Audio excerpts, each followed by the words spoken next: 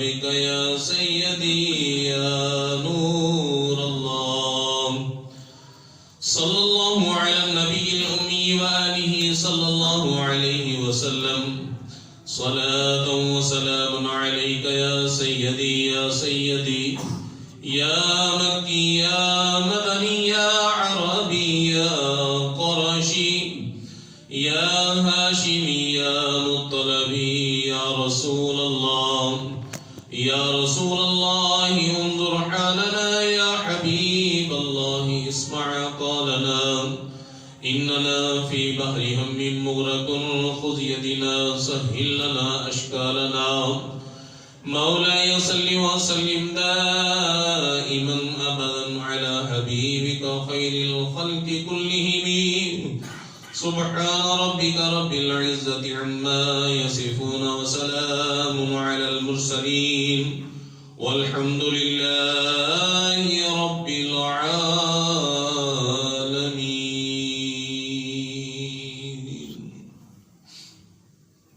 اللہ کریم کی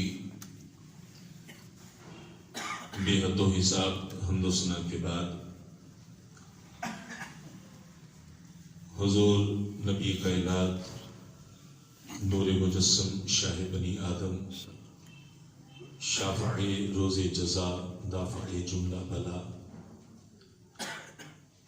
ہم بے کسوں کے والی بے سہاروں کے سہارا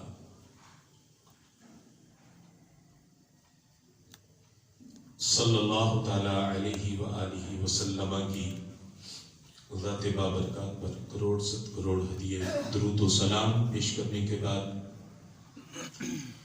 اللہ تعالیٰ کی بارگاہ میں دعا ہے التجا ہے کہ میرا مالک میری آپ کی ہم سب کے والدین کی بے حساب بخشش فرما دے. اللہ تعالیٰ تمام بیماروں کو صحت کاملہ عطا فرما. میرا مالک ہم سب کی تمام پریشانیوں کو دور فرما. دلوں کو ذہنوں کو اللہ سکون نصیب فرما. تمام دکھ اور غم اللہ دور فرما. پریشانیاں دور فرما. میرا مالک غزہ کے مسلمانوں کی خیر فرما. فلسطین کے مسلمانوں کی خیر فرمائے. اللہ کریم کشمیر کے مسلمانوں کی خیر فرمائے. میرا مالک پوری دنیا میں مسلمان جس کونے میں جہاں بھی آباد ہے اللہ ان کی حفاظت فرمائے. اللہ ان کو خوشیاں دے. اللہ ان کے غم دور فرمائے. اللہ کریم ان کی مدد فرمائے. ان کے مال میں جان میں رزق میں اولاد میں گھر میں سوچ میں علم میں تفکر میں تدبر میں اللہ کریم ان سب میں رحمت اور برکت شامل فرمائے. اللہ کریم مسلمانوں کو اتفاق اور اتحاد کی دولت نصیب فرمائے. اور اللہ کریم مسلمانوں کے جو حکمران ہیں انہیں جوش ایمانی غیرت ایمانی عطا فرمائے. حضرت ذوالفقار ماہ رمضان اللہ کا مہمان ماہ غفران اس کا ایک جو عشرہ ہے پہلے 10 روزے گزر گئے اور ایسے گزرے کہ واقعاتاً گزرنے کا پتہ بھی نہیں چلا. ابھی کل ہم یہ باتیں کر رہے تھے کہ ماہ رمضان آنے والا ہے اس کا استقبال کیا جائے اور آج ہم یہ بات کر رہے ہیں کہ ایک عشرہ پہلے 10 روزے جسے عشرہ رحمت کہا جاتا ہے وہ ہم سے جدا ہو گیا. عشرہ رحمت جدا ہو گیا. اب یہ عشرہ مغفرت یہ جاری و ساری ہے. آج 11واں روزہ ہے اور زندگی رہی تو عشرہ مغفرت بھی گزر جائے گا. تیسرا عشرہ جہنم سے آزادی کا عشرہ.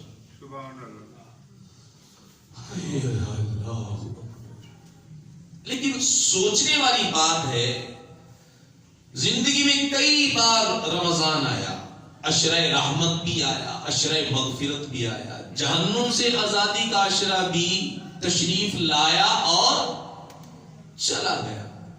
ہم نے رحمت کتنی اکٹھی کر لی. مطلب سیزن آیا ہے, آپ بزنس مین ہیں, کاروبار کرتے ہیں, اور سیزن آیا ہے تو انسان جمع تفریق تو کرتا ہی ہے نا یار, لکھتا تو ہے نا کچھ گوشوارہ تو اپنا بناتا ہے نا کہ میں نے اتنے کا مال خریدا, اتنے کا بیچا, یہ میرا اپنا کل سرمایہ, یہ میری پروفٹ.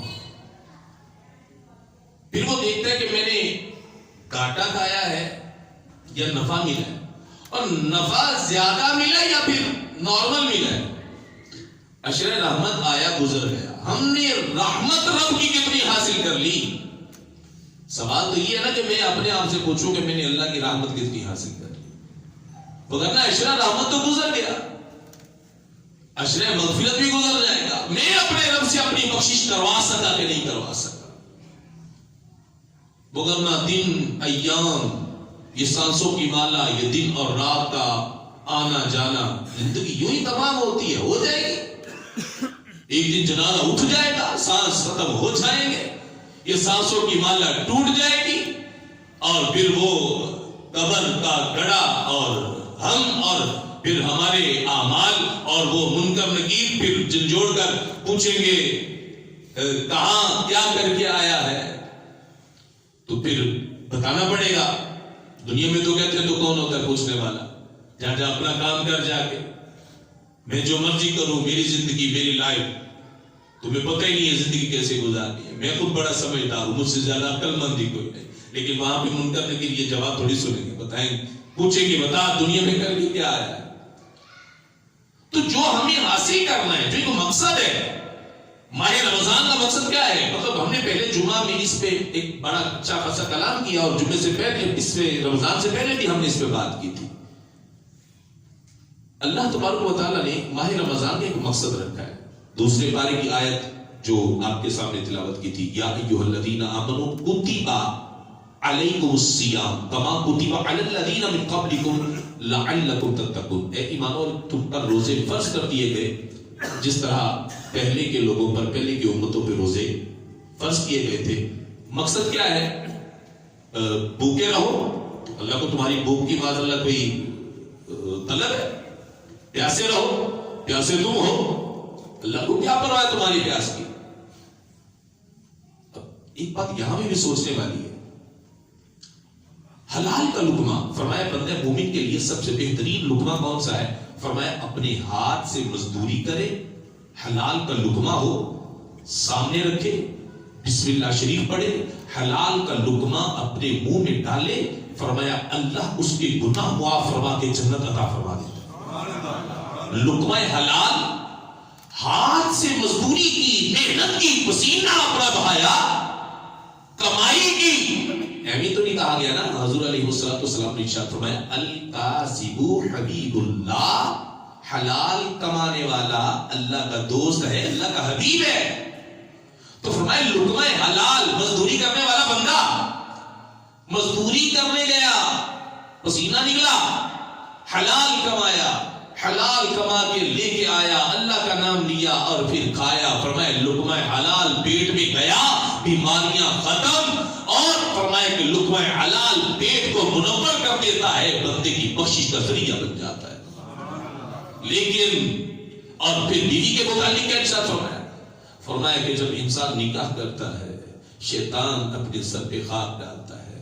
لوگ پوچھتے ہیں اس کے چہرے کیا ہوا؟ استاد کہنے لگا ہائے اس بندے نے اپنا ایمان مجھ سے بچا لیا. فرمایا لباس لکم وانتم لباس لہن, بیوی تمہارے لیے لباس ہے, تم اس کے سامنے برہنہ ہوتے ہو. فرمایا نہیں, تم برہنہ نہیں اس کے سامنے, یہ تمہارا لباس ہے. لباس لکم وانتم لباس لہن, تم اس کے لباس ہو, وہ تمہارے لیے لباس ہے. اور فرمایا کہ تمہارے لیے بہترین بہترین بہترین تمہارے دل کا سرور, تمہارے دل کا چین, تمہارے دل کے لیے راحت, آرام, خوشی. فرمایا تمہاری بیوی ہے, زوجہ ہے. فرمایا کہ تم اس کے ساتھ جتنی محبت کرو گے اللہ تمہیں اتنا زیادہ اجر عطا فرمائے گا. اور میرے حضور علیہ السلام نے پھر وہ محبت کر کے دکھائی, اور پھر یہ بھی فرمایا یہ تمہارے لیے حلال ہے, یہ تمہارے لیے حلال ہیں. لیکن یہ دو باتیں جو میں نے آپ کے سامنے کی ہیں، اب ذرا اس کو روزے کے ٹائم میں لے کر آئیے گا. حلال کا لقمہ ہے جس کو کمانے میں بھی جنت واجب ہے، کھانے میں بھی جنت واجب ہے، لیکن جب آپ نے سحری کر لی ہے، افطار تک وہ حلال کا لقمہ سامنے رکھا ہے، آپ اسے کھا نہیں سکتے. آپ کو حکم ہی نہیں کھانے کا.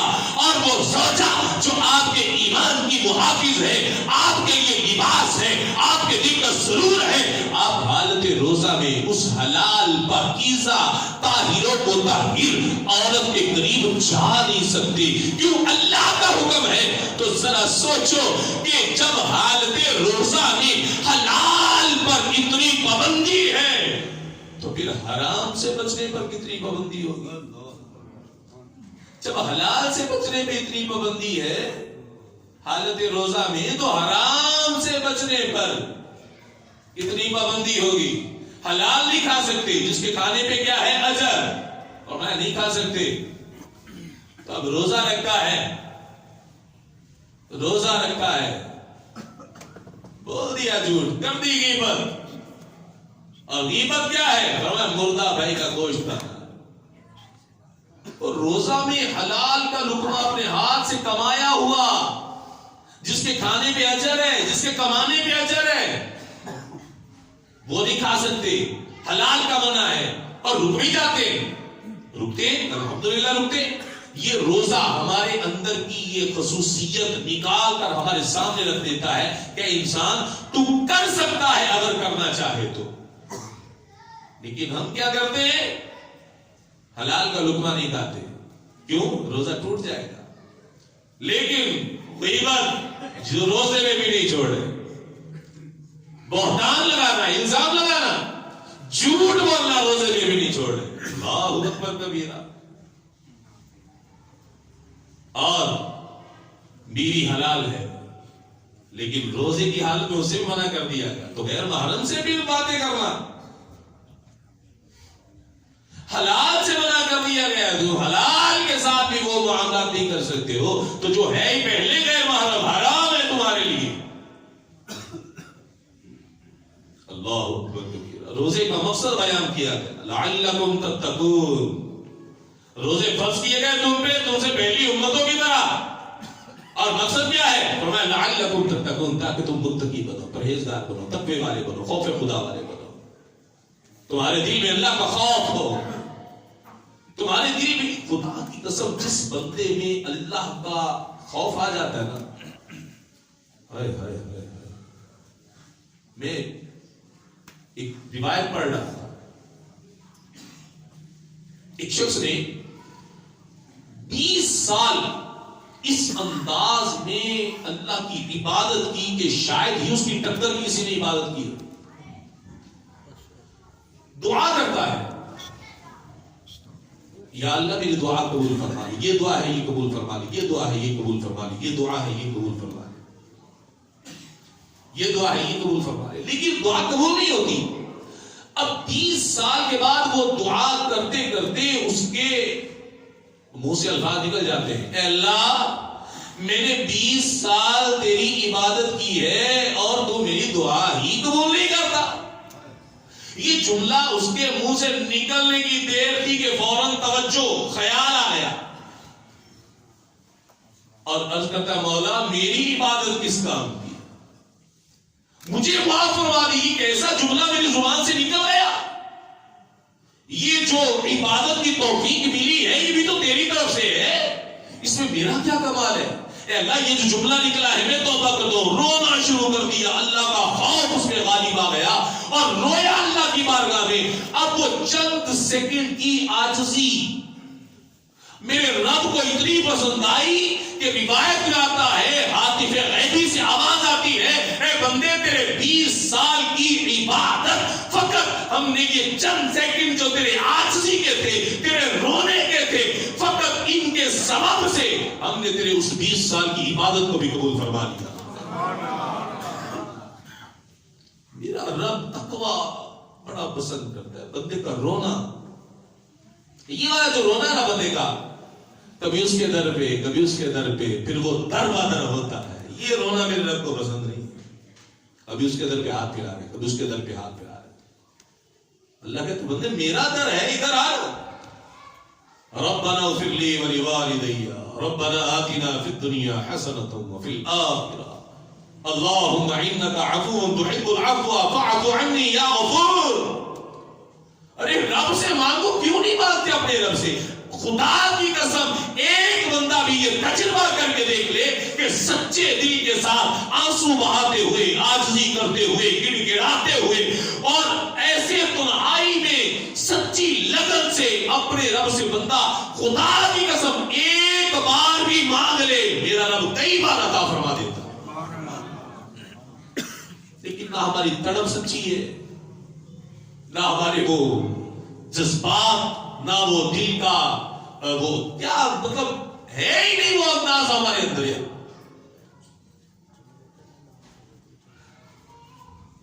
مطلب ہمارے اندر وہ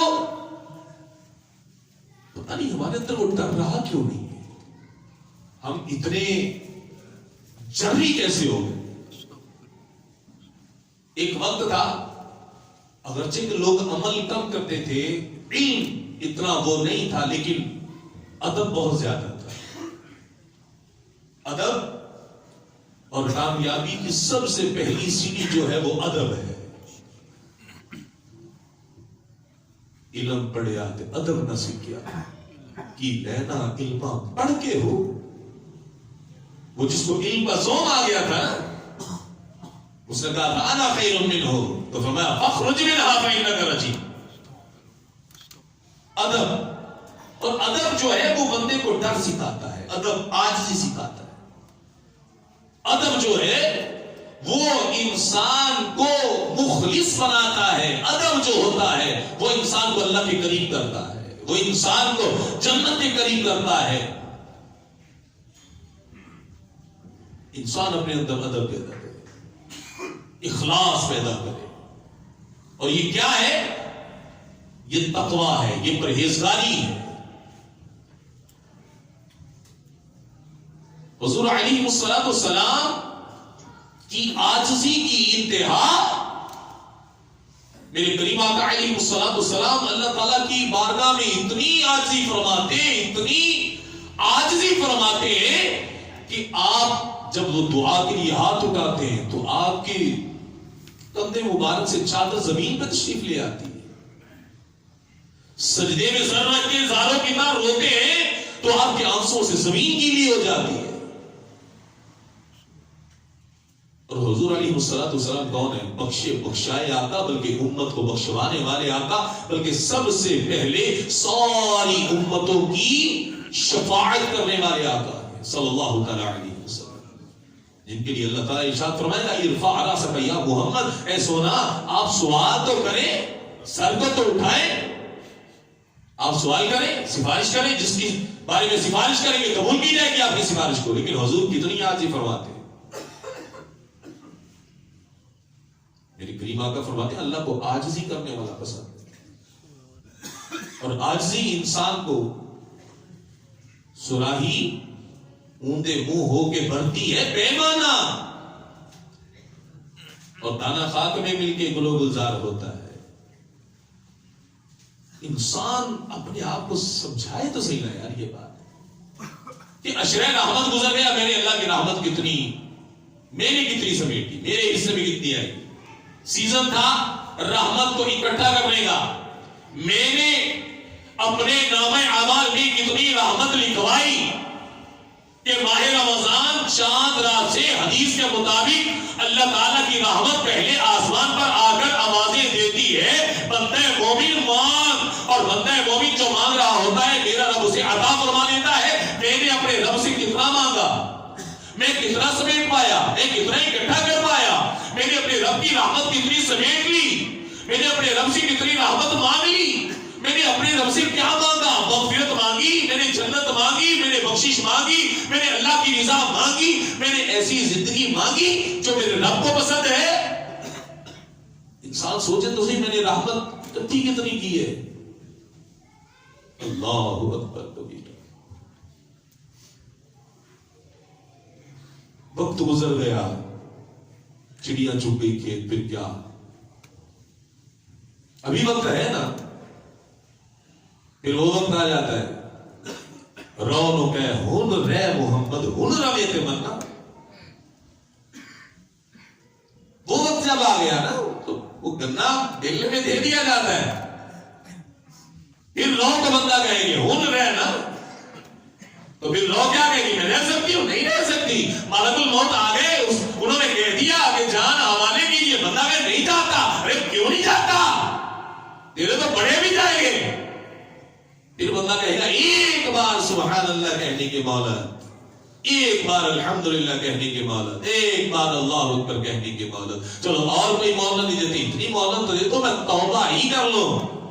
ملک الموت علیہ السلام فرماتے ہیں بس کہانی ختم، چلیے. تو چڑیا چگ گئی کھیت، وہ وقت آنے سے پہلے اب کیوں نہیں معاملات کو بہتر کر رہے بھائی؟ اللہ تعالیٰ تو تقسیم فرما رہے ہیں، عطا فرما رہے ہیں. جولیاں بھر بھر کے مانگنے والے لے گئے. اللہ اکبر کبیرہ. میرے حضور علیہ السلام کی سب سے پہلی زوجہ ام المؤمنین حضرت خدیجۃ الکبریٰ رضی اللہ تعالی عنہا، حضور علیہ السلام کی سب سے پہلی زوجہ ہے، ام المؤمنین ہے حضرت خدیجۃ الکبریٰ رضی اللہ تعالی عنہا.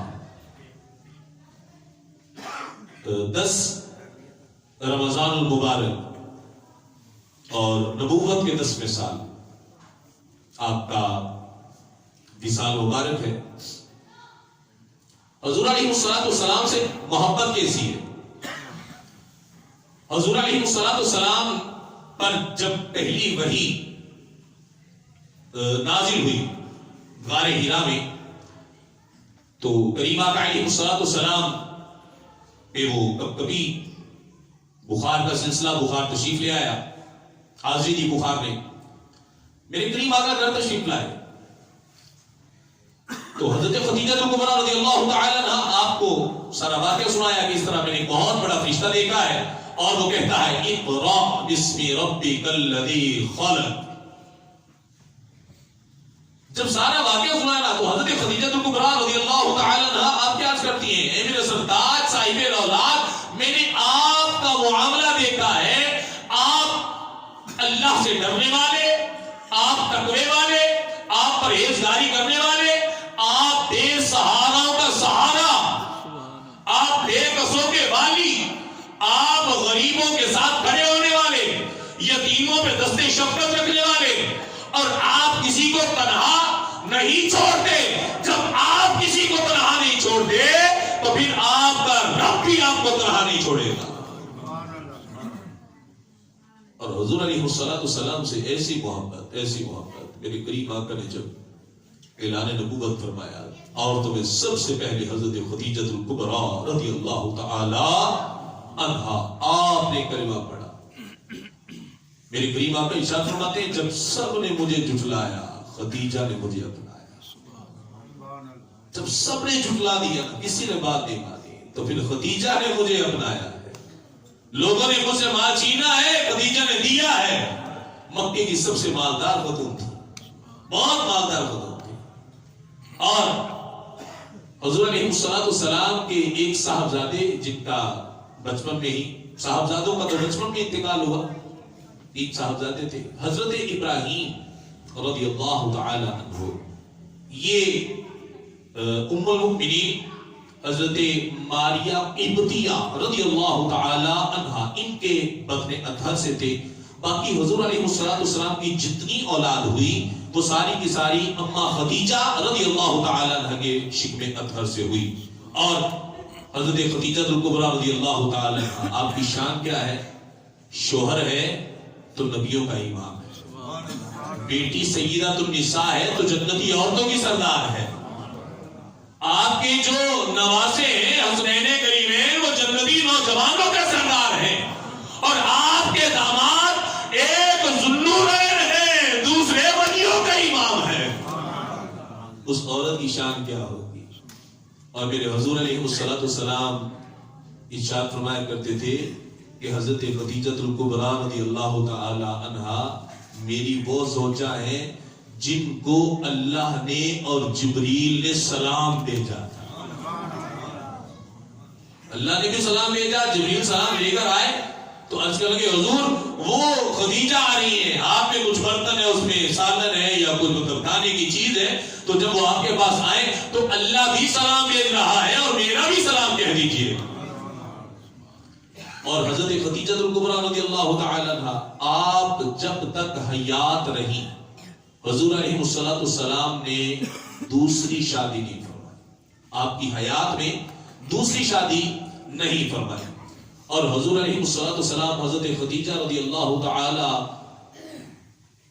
عنہا آپ سے اتنی محبت کیا کرتے تھے کہ ام المؤمنین حضرت عائشہ صدیقہ رضی اللہ تعالی عنہا آپ فرماتی ہیں خدیجہ الکبریٰ وہ جنتی خاتون ہیں جن کو میرے کریم آقا نے دنیا میں ہی جنت کے انگور کھلا دیے تھے. وہ ایسی خاتون یہ دنیا میں ہی جنت میں انگور کھلا دیے. اور حضور علیہ السلام کی ازواج یہ امت کی مائیں ہیں. کسی امتی کو یہ جائز ہی نہیں کہ نبی کے وصال کے بعد وہ ان کی زوجہ سے شادی کر لے. کیوں؟ کہ وہ امت کی مائیں ہیں. اور ماں کا احترام کتنا ہوتا ہے, اتنا احترام ہے ماں کا. الجنت تحت اقدام امہات, جنت ماں کے قدموں کے نیچے ہے. اور وہ تو جسمانی ماں ہے, تو جو روحانی مائیں ہیں ان کا مقام کیا ہوگا. تو جو ماں ہے معاذ اللہ اس کے خلاف بندہ بد زبانی کرے, اس کے خلاف بندہ بد زبانی کرے تو اس کا انجام کیا ہونا چاہیے. حضور علیہ السلام کی جتنی بھی ازواج ہیں حضور علیہ السلام نے اپنی کسی بھی زوجہ کو طلاق نہیں دی. یہ بھی مسئلہ ذہن میں رکھیے گا. کچھ بدبخت لوگ ایسے ہیں معاذ اللہ وہ کہتے ہیں فلاں ایک کو یوں کر دیا تھا, ہم اس کو مانتے نہیں ہیں, اس کو نہیں مانتے, اس کو نہیں مانتے. تو مانتے نہ مان, تیرے ماننے سے کیا ہوگا جب اللہ نے ان کو یہ شانیں عطا کی ہیں. حضور علیہ السلام نے اب دنیا میں کسی بھی زوجہ کو طلاق نہیں دی. اور حضور علیہ السلام کی تمام ازواج وہ مسلمانوں کی مائیں ہیں, ان کا احترام ہر ایک پر واجب ہے.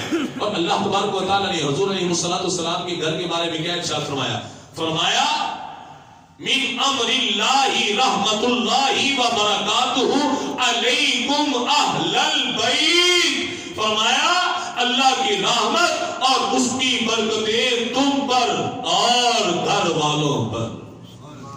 اب گھر میں بندے کی کون کون ہوتا ہے, زوجہ ہوتی, بچے ہوتے ہیں, والدین بھی ہوتے ہیں, یہ تو ہے نا گھر والے. تو اب قرآن کہتا ہے کہ نبی کے گھر والوں پر رحمت بھی اور برکت بھی, اور جس پر اللہ نے رحمت نازل فرما دی, اللہ نے برکت نازل فرما دی ہو, اس کے خلاف معاذ اللہ وہ تان درازی کرنا. لہذا حضور علیہ السلام کی کسی بھی زوجہ کے متعلق اگر کسی نے کوئی بدکلامی والا جملہ کہہ دیا تو اسے اپنے ایمان کی فکر کرنی چاہیے. اور حضرت خدیجہ الکبریٰ رضی اللہ تعالی عنہا اتنی زیادہ سخاوت فرمایا کرتی, اتنی زیادہ سخاوت فرمایا کرتی. آپ فرماتی ہیں کہ میں نے دیکھا کہ حضور علیہ السلام ماہ رمضان میں پانی کے تیز بہاؤ سے بھی زیادہ سخاوت فرمایا کرتے تھے. پانی کے تیز بہاؤ سے زیادہ سخاوت فرمایا کرتے تھے ماہ رمضان. اور فرمایا سب سے زیادہ سخاوت پتہ کس وقت فرماتے, جب جبریل امین علیہ السلام حضور علیہ السلام کی بارگاہ میں حاضر ہوتے. میرے حضور اس وقت اور زیادہ سخاوت فرمایا کرتے. کسی بھی آنے والے کو خالی ہاتھ نہیں لوٹایا کرتے تھے, کیونکہ فرمایا عام دنوں کے اندر اگر تم 1 روپیہ صدقہ کرو گے تو 1 روپے کا ثواب ہے, جمعے کے دن کرو گے تو پھر 70 کا ثواب ہے. فرمایا ماہ رمضان میں عام دنوں میں کرو گے تو 70 روپے, 1 روپیہ صدقہ کرو 70 روپے صدقہ کرنے کا ثواب. فرمایا جمعے کے دن کرو گے 1 روپیہ صدقہ, فرمایا اللہ 700 روپے صدقہ کرنے کا ثواب عطا فرمائے. کیونکہ فرمایا ماہ رمضان میں سحری کے وقت 6 لاکھ مسلمانوں کو جہنم سے آزاد کر دیا جاتا. ماہ رمضان میں افطاری کے وقت 6 لاکھ مسلمانوں کو جہنم سے آزاد کر دیا جاتا. اور فرمایا کہ جب ماہ رمضان میں سحری سے لے کر افطار تک سمندر کی دریا کی پانی کی مچھلیاں روزہ دار کے لیے دعائیں مغفرت کرتی ہیں. اے اللہ روزہ دار کی بخشش فرما دے, اے اللہ روزہ دار کی مغفرت فرما دے. فرمایا کہ دریا کی مچھلیاں بھی روزہ دار کے لیے دعائیں مغفرت کرتی ہیں, اور اللہ کے فرشتے اس روزہ دار کے لیے, روزہ رکھنے والے کے لیے اللہ کی بارگاہ میں دعا کرتے ہیں, اے اللہ اپنے اس بندے کی بخشش فرما, اے اللہ اپنے اس بندے کی مغفرت فرما. وہ بندہ جو حالت تلاوت قرآن میں ہوتا ہے, حالت روزہ میں ہوتا ہے, حالت نماز میں ہوتا ہے, اور رب سے مانگ رہا ہوتا ہے, فرمایا کہ اللہ کے فرشتے اس بندے کی دعا پہ آمین کہتے ہیں کہ اللہ تیرا بندہ تجھ سے مانگ رہا ہے, تیرا بندہ تیری بارگاہ میں گڑ گڑا رہا ہے, تیرا بندہ تیری بارگاہ میں رو رہا ہے. اے اللہ یہ تیری بارگاہ میں اپنی چوری کو پھیلائے ہوئے ہیں, اسے پتا ہے کہ تیرے سوا اور دینے والا کوئی نہیں. اے اللہ تو اسے عطا فرما دے. تو خالق کائنات فرشتوں کو گواہ بنا کے کہتا ہے, اے میرے فرشتوں, اے میرے ملائکہ گواہ ہو جاؤ, میرا بندہ اس آج سے آیا ہے, اس امید سے آیا ہے, یہ تمنا لے کر آیا ہے, اس یقین سے آیا ہے کہ میرے سوا دینے والا کوئی نہیں, میرے سوا بخشنے والا کوئی نہیں, میرے سوا توبہ قبول کرنے والا کوئی نہیں. میری بارگاہ میں اس کے آنسوں کی قیمت لگ جائے گی, میری بارگاہ میں اس کے لرزتے ہوئے دل کی قیمت لگ جائے گی, میری بارگاہ میں اس کے گناہ دھل جائیں گے, اس کی فریاد کو سن لیا جائے گا, اس کی فریاد کو پورا کر دیا جائے گا. یہ تکبر کو چھوڑ کے آیا ہے, یہ غرور کو چھوڑ کے آیا ہے, یہ عاجزی لے کر آیا ہے. اے میرے ملائکہ گواہ ہو جاؤ, میں نے اپنے بندے کے سارے گناہ معاف فرما دیے ہیں, میں نے اپنے بندے کی بخشش فرما دی ہے. فرمایا ماہ رمضان کو مانگنے والا یہ محروم نہیں رہتا ہے, ماہ رمضان میں اللہ کی بارگاہ سے دعا کرنے والا یہ محروم نہیں رہتا ہے. لیکن فرمایا دل میں اخلاص ہو, دل میں محبت ہو, دل میں پیار ہو, دل میں عاجزی ہو, اور لعلکم تتقون. رمضان کا جو فلسفہ ہے, روزے کا جو فلسفہ ہے کہ میں نے تقوی اختیار کرنا ہے, بدن کو لرز جانا چاہیے, جسم کو لرزہ داری ہو جانا چاہیے, آنکھوں میں آنسو آ جائے, بندہ اپنی گناہوں کو یاد کرے تو صحیح نا کہ میرے نامہ اعمال میں گناہ ہیں کتنے, شاید شمار نہ کر سکے, لیکن اللہ کی بارگاہ میں یہ دعا کرے, اللہ میرے گناہ جتنے بھی ہیں یقیناً تیری رحمت سے زیادہ نہیں ہے, اے اللہ تو معاف فرما دے. اللہم انکا عفو تحب العفو فاعف عنا یا غفور یا غفور یا غفور. فرمایا یہ دعا بہترین دعا ہے. بندہ مومن اللہ سے جب یہ دعا مانگتا ہے نا, فرمایا اللہ اس بندے کو عطا فرماتا ہے. یہ عشرہ رحمت گزر گیا, عشرہ مغفرت جاری ہو گیا. اب بندہ دیکھے تو صحیح نا, میں نے رحمت کتنی اکٹھی کر لی, مغفرت کا عشرہ ہے, میں اپنی مغفرت کروا پاؤں گا کہ نہیں کروا پاؤں گا, میں عاجزی اختیار کروں. اگر اعمال پہ بات رہی نا تو پھر تو بندہ پھنس جائے گا کہ جے میں ویکھاں عملہ بندے تے کچھ نہیں میرے بندے. نمازیں پڑھی لیکن نمازوں میں اخلاص, قرآن پڑھا لیکن قرآن پڑھنے میں اخلاص, روزہ رکھا تو بھوک اور پیاس کے علاوہ کیا ملا, فلاں عمل کیا تو اس کی قبولیت ہوئی کہ نہیں ہوئی. جے میں ویکھاں عملہ بندے تے کچھ نہیں میرے بندے, تے جے میں ویکھاں رحمت رب دی تے پھر بلے بلے بلے. اللہ کی رحمت پہ امید رکھیں, اللہ کی رحمت پر یقین رکھیں, اور اللہ کی رحمت سے مایوس نہ ہو, اس سے اس کا فضل مانگے, اللہ سے اس کا کرم مانگے. کہ میرا رب ارشاد فرماتا ہے لا تقنطوا من رحمت اللہ, اے بندے میری رحمت سے مایوس نہیں ہونا, ان رحمت اللہ قریب, اللہ کی رحمت بے شک بڑی قریب ہے. اور بندہ مانگے تو صحیح, بندہ مانگے تو صحیح نا. اور میرا رب اپنے بندے سے بڑا پیار کرتا ہے, بڑی محبت فرماتا ہے. اگر اللہ اپنے بندوں سے پیار نہ کرتا تو اللہ کبھی بھی ماہ رمضان اس امت کو عطا نہ فرماتا, اپنے حبیب نبی کا امتی نہ بناتا.